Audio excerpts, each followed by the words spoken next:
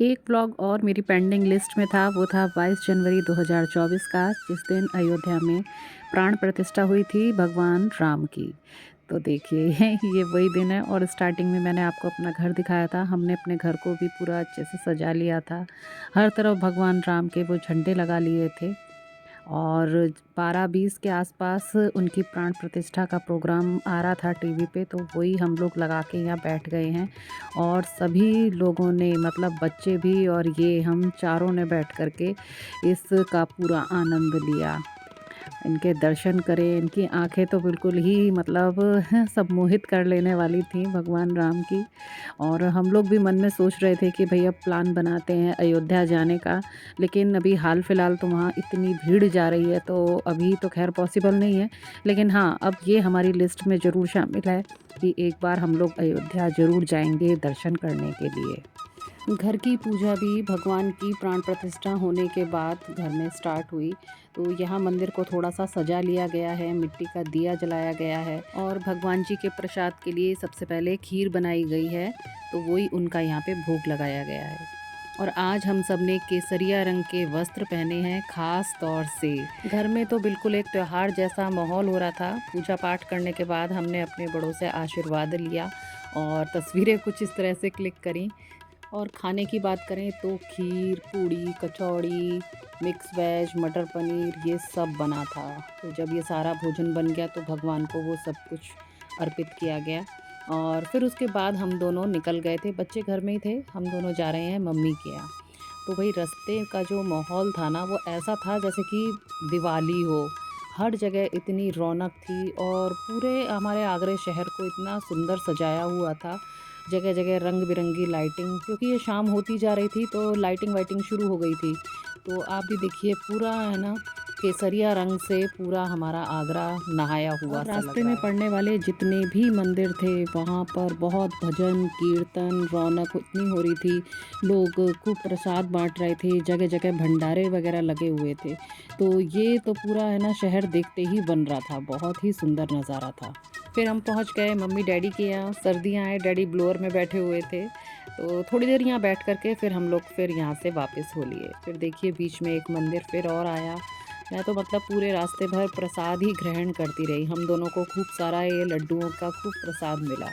इतना अच्छा लग रहा था ना, हर्षो उल्लास हर जगह, मतलब रचा बसा था। वैसे जैसा माहौल यहाँ हमारे आगरा में हो रहा है, ऐसे पूरे ही देश में इस तरह का माहौल हो रहा होगा। आपके शहर में भी आपने ऐसा अनुभव किया होगा।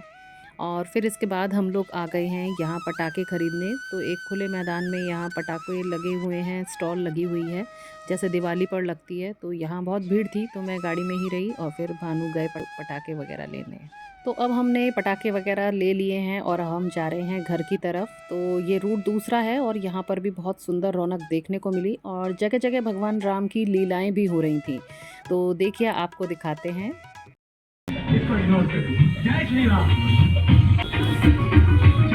ओरे ओरे, ये क्या हो रहा है? ये अनुभव है क्या?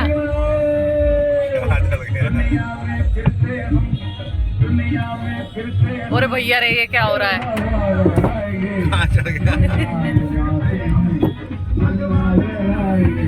उसको कुछ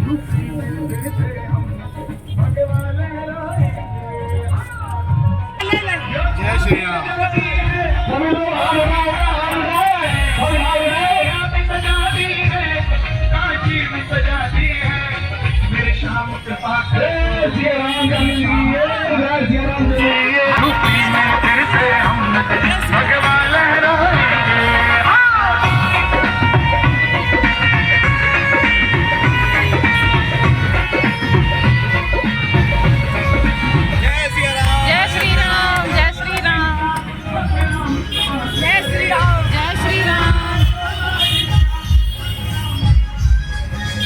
तरह पूरे रास्ते भर भगवान श्री राम की लीलाओं का आनंद लेते हुए हम पहुंचे घर। और फिर घर पर शुरू हुआ पटाखे चलाने का प्रोग्राम, और जो चला हमारे यहाँ काफ़ी देर रात तक, 11 साढ़े 11 बजे तक पटाखे चलते ही रहे। ओए ओए कुन्नू,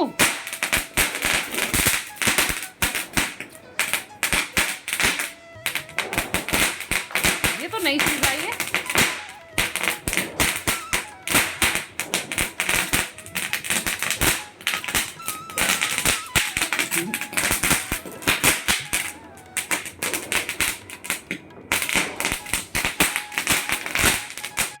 कुछ छोटे-मोटे पटाखे मैंने भी जलाए, थोड़े बहुत पटाखे बालकनी में कर करा के फिर हम लोग नीचे चले गए जहाँ बच्चों ने और भी बड़े-बड़े आवाज़ वाले, रोशनी वाले पटाखे जलाए।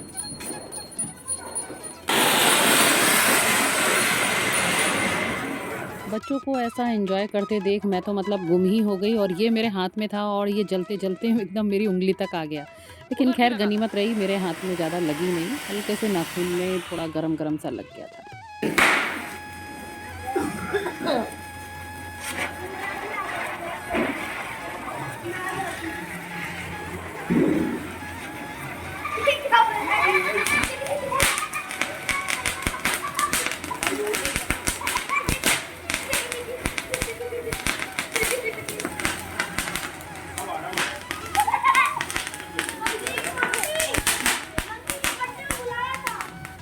तो ऐसा रहा हमारा 22 जनवरी 2024 का दिन।